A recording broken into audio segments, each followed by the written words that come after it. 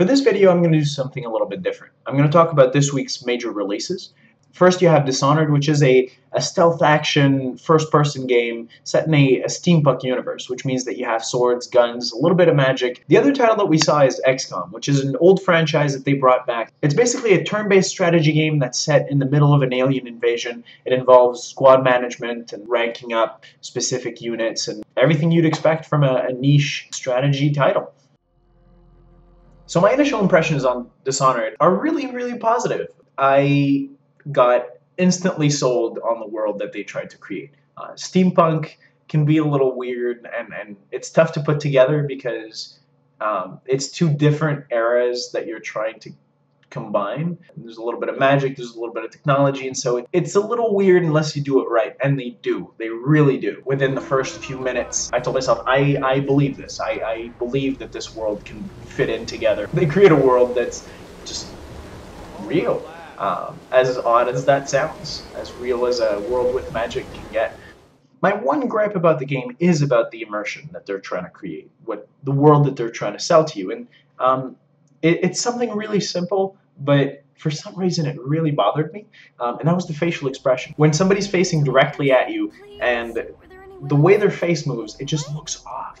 It's not that bad, don't get me wrong, but there's something there that just doesn't look real. Another thing that I really like is the combat, which is weird because it's a stealth game and you're not really supposed to spend too much time in frontal combat, but when you do, it's just absolutely brutal, especially if you're playing on the harder difficulties. It's a lot less forgiving, and it's basically one-shot kills all around. Either you get them first or they do. So that means that when you're found out and they know you're there because you screwed up, you have to react really fast and start taking them out. Or if you're trying to go for a ghost run, never be seen at all, then you load your game. But I don't really like doing that. I like to think that whatever happens, happens, and I try not to load save games because it just kind of destroys the experience. You do the best you can, and then you deal with situations as they arrive. Hey, I didn't see that guy over there, and then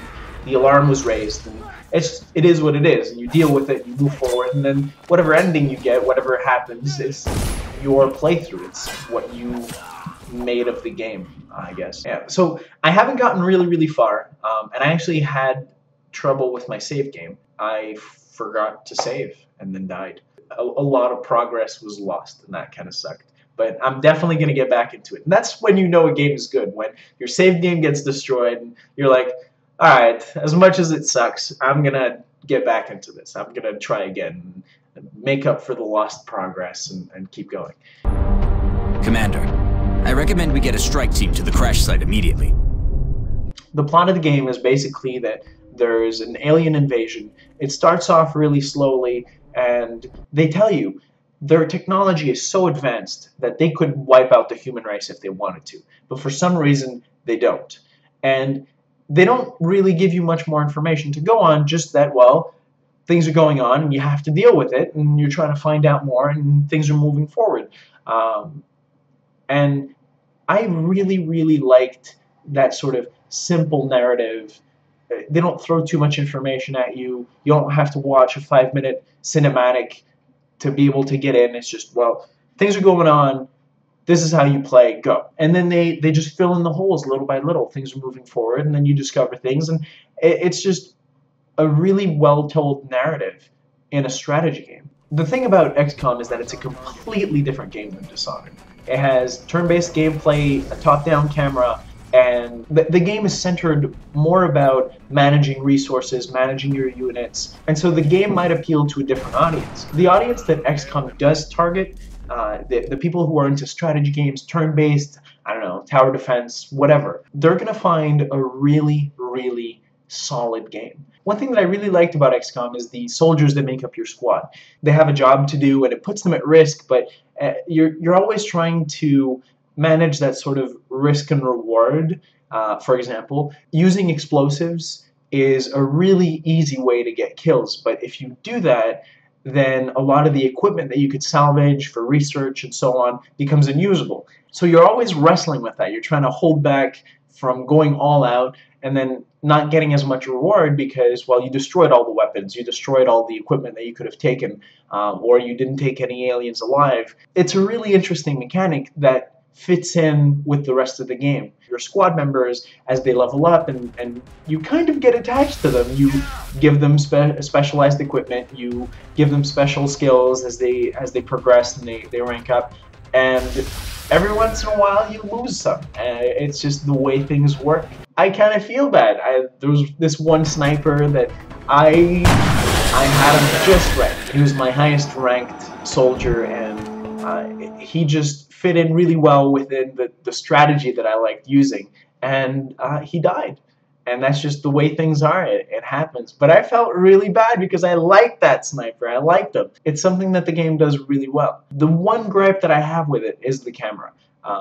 When I'm playing a strategy game, especially if you're managing a lot of things at once, multiple soldiers, multiple resources, whatever it is, I like zooming out and being able to control everything at once, being able to see everything. And the game plays zoomed in a lot. Not first person or anything, it's just it zooms in. You can zoom out. Every time you do anything, every time you target a unit or perform an action, the game just loves zooming back in. I don't like it. I like zooming out. And I haven't played with the options or anything just yet. And so I don't know if you can turn that off. I really, really hope so. But it's a really minor issue to a game that plays really well, has a great setting, and I'm just generally impressed by it so far. And another thing that I really like, and I feel like a lot of games don't do this, is the dynamically generated content. You have the story, and the story has some key elements that are present, but even within those key elements, the maps are dynamically generated, the soldiers, the enemies, the locations, everything is randomly generated, and it just makes multiple playthroughs possible. You don't have to learn a map to deal with it because it'll never be the same again. You'll never see that map again. I like that. There was one mission I had a lot of trouble with, and I just had to reload my game because I got wiped out. And I'm like, okay, well, here's my plan going forward. I'm going to go here, do this cover, and the game's loading, and then I get in, and it's completely different. I was kind of taken aback by that. I didn't realize just how much things could change. It was impressive.